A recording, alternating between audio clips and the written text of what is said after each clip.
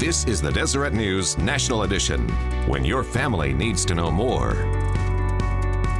Good morning and welcome to the Deseret News National Edition. I'm Dave McCann. We hear about school violence far too frequently, but this morning we have a unique perspective from the parents of a boy arrested for creating a hit list. This mom and dad say they had the same question everyone else had. Where did they go wrong? Debbie Dujanovic has the surprising answers that could help a lot of families. Last March, the discovery of a 13-year-old's hit list rocked a small Idaho community. Officers also reportedly found a bag of weapons at the boy's home and left his parents stunned and bewildered. My first reaction was the same as any parent would be. You've got the wrong child. A good student with lots of friends, the Gunters had no reason to suspect anything was wrong. And he's always been able to make really good, strong friendships. They found out about the hit list after other parents told them their son had sent threatening text messages. Got hold of, I think it was his cell phone. What I found had absolutely shocked me. It floored me. I looked at him and I said, "What were you thinking?"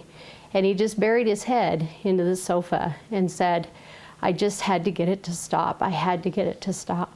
The Gunter's son had been bullied at school and online, physically threatened if he told anyone. Every time a piece of this fell into place, your heart just sinks. A year later, the Gunters are sharing their story to prevent this from happening to another family. You know, the reason we tell our story isn't so that people will look differently on us. We were also looking for the solutions. And this is what they learned.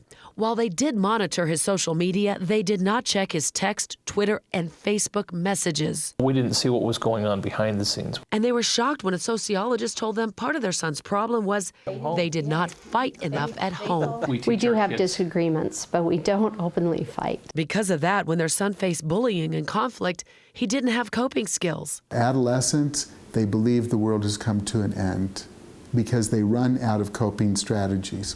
That leads to, I'm going to do something drastic. Child psychologist Douglas Goldsmith says more and more kids are exposed to conflict than we ever saw 20, 30 years ago. I think the critical part is talking to children about who is available to help you. What are your coping strategies? Why are we waiting until children are in trouble before we start teaching them these skills? The Gunters are now working with the Idaho legislature and sociologists to develop an anti-bullying program. We would like to have a course a month in the schools where they can develop their skills. If we start to look at the statistics in our classrooms, we realize they become little mental health centers. Let's consider a typical classroom setting.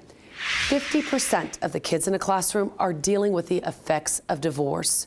15% have either been abused or have witnessed domestic violence, and 10% have a diagnosable mental illness. We have access to school psychologists and counselors all the time, that it becomes a regular ritual, a routine for kids to say, I stop in at the counselor's office to talk about this today.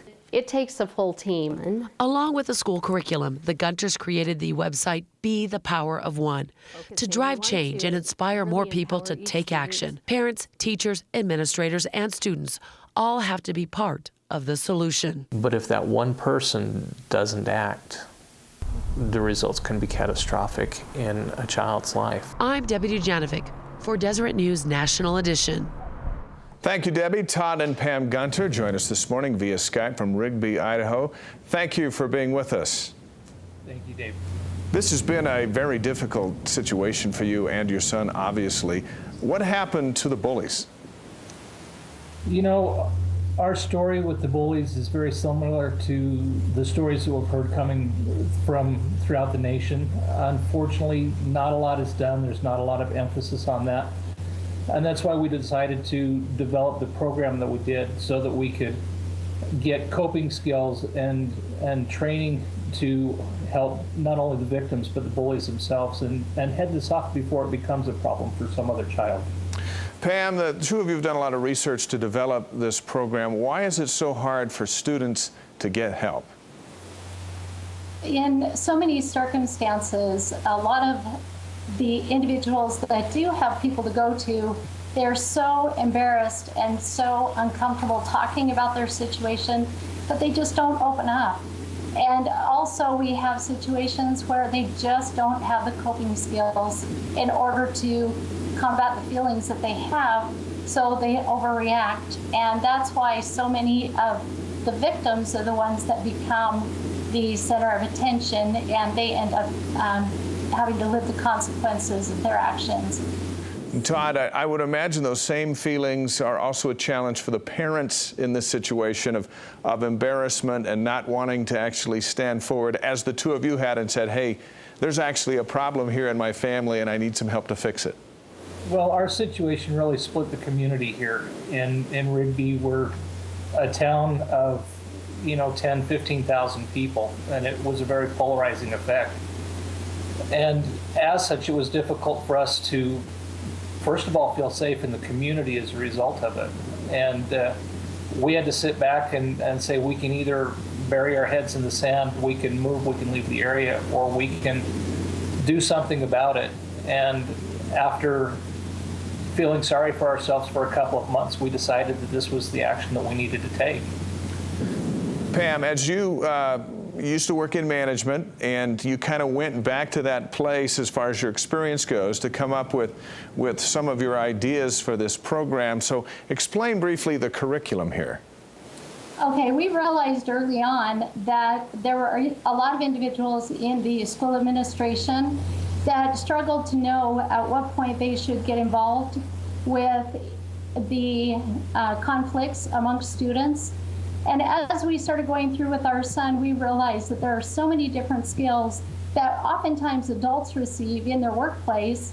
However, we don't allow our children those same opportunities when they're young and when they really do need those supports. And so as a result of that, I have pulled through my leadership experience many courses that focus on personal development, as well as helping the students develop strong social skills so they can communicate, so they can express their feelings, and they can have self-esteem. And a lot of these type of courses that we've designed are actually going right back to the core root cause of why so many individuals do turn to bullying to gain power, as well as the victims who need the strength and the support and the ability to express their feelings and be able to resolve some of those conflicts.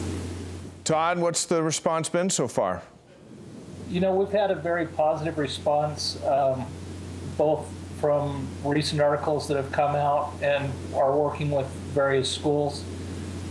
Just as an example, we had a young lady, I believe down in the Sandy, Utah area, that came to the website and told us that she's got a kindergartner coming into the school, and she wants this program so bad that she's willing to teach it herself if need be. So we're seeing a lot of parents that are wanting to get involved at this point. We're seeing a lot of schools that are starting to express interest, and we're very optimistic that we're going to be able to affect change. Well, we appreciate your efforts and wish you the best of luck as you move forward. Todd and Pam Gunter from Rigby, Idaho, thank you for being with us this morning. Thank you. You can find more information about their Be the Power of One program on DeseretNews.com. In recent weeks on this program, we've been exploring how the 10 Commandments are being lived in modern society. The 6th commandment, thou shalt not kill. The United States underwent a murder epidemic from 1963 to 1981. Then, to everyone's surprise, the murder rates tumbled back down. But as Eric Schultzke reports, the overall murder rate misses the crux of the story. Here's a look at the 6th commandment. One of the things you need to think about anytime you're talking about murder in America, our rates are very high. But when you isolate it, you really have to start talking about young people, you're talking about men, and you're talking predominantly about young black males, both as victims and offenders. Overwhelmingly, that's where most of the action is. And so when you look in the 80s, when it went up, that's where the action was. When it came down, that's where the action was as well. We don't really know why the decline occurred. There are a few things that we do know.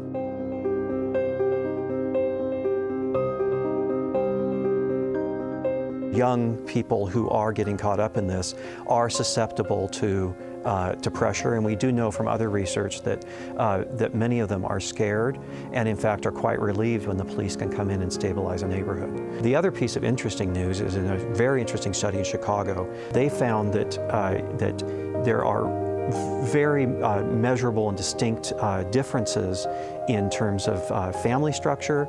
You're in a neighborhood where there are lots of married families or lots of people who have good jobs, then even if you and your family don't fit that profile, you actually benefit in terms of the reduction of violence.